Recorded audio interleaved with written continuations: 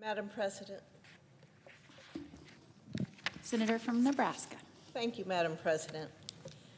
Madam President, we are living in a time of growing global unrest. China is accelerating its military buildup in the Indo-Pacific. And while I remain hopeful that President Trump can help broker peace between Presidents Putin and Zelensky, Russia's brutal war against Ukraine grinds on. That's why it's more important than ever that we invest in our service members, protect defense spectrum, drive innovation, and strengthen our missile defense systems. As a member of the Senate Armed Services Committee, I'm proud to report that this year's National Defense Authorization Act meets this moment. It includes key provisions I secured to modernize our nuclear deterrent and strengthen our national defense. As chair of the Strategic Forces Subcommittee, I fought to upgrade the National Nuclear Security Administration's infrastructure. The bill establishes an annual independent assessment of NNSA's progress towards modernization goals, ensuring our nuclear deterrent remains both effective and up to date. It requires the deployment of at least 400 intercontinental ballistic missiles across no fewer than 450 launch facilities, maintaining a force structure capable of deterring any nuclear-capable adversary.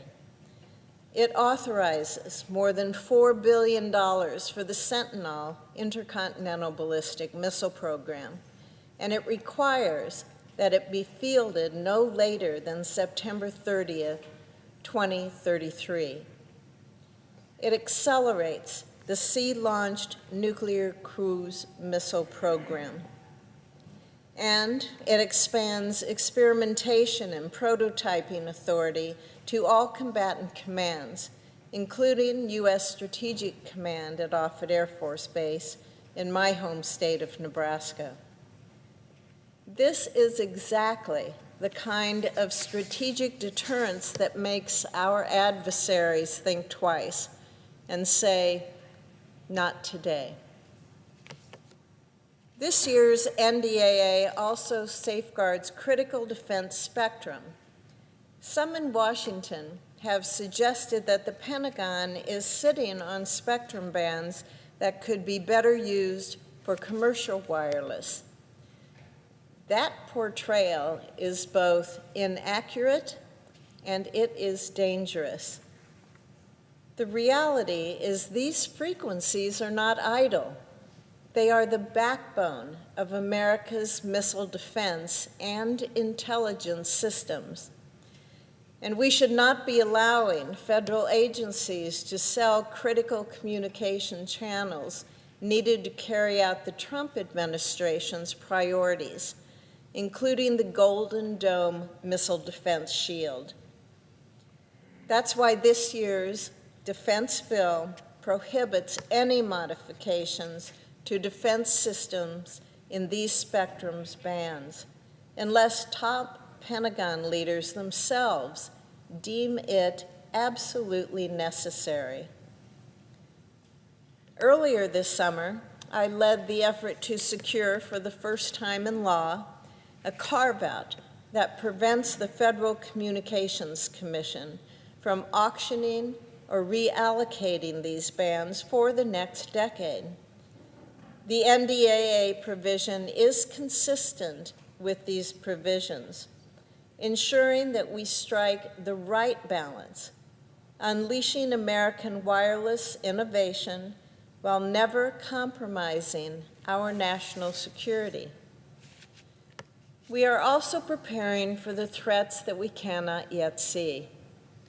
I secured provisions to assess the readiness of the National Disaster Medical System, to modernize our roadmaps for cloud migration and artificial intelligence, and to ensure that our intelligence community has the meteorological and environmental services that it needs. But all of these priorities mean little without investing in the brave men and women who carry them out.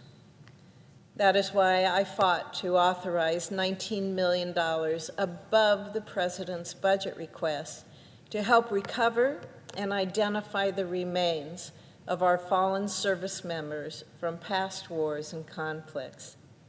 The United States military leaves no one behind.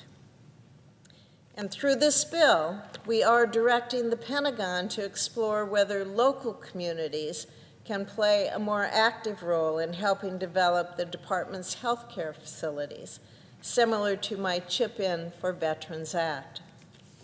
This is the very least we can do for the troops and the families who have sacrificed so much for the freedoms that we hold dear. Beyond the details, we must keep sight of the bigger picture.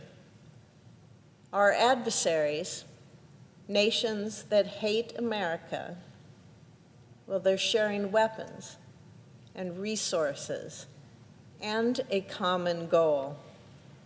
They want to weaken American power and dismantle our influence across the globe. The character of war has evolved rapidly. Breakthroughs in artificial intelligence, unmanned systems, hypersonic weapons, next-generation aircraft, and space-based capabilities, they're all reshaping the battlefield. At the same time, we live in a political environment that is too often partisan and divided.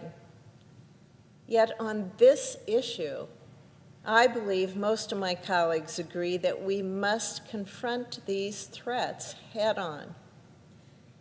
And that means rebuilding the arsenal of democracy. To do so, we need serious reform at the Pentagon. This year's NDAA delivers, modernizing the budget process, cutting red tape, improving efficiency, and unleashing innovation. This is not partisan. This is not political. This is necessity. Our service members must have the resources they need to carry out their missions and return home to their loved ones. This bill strengthens our military, and it sends a very clear message. America is prepared to meet the moment.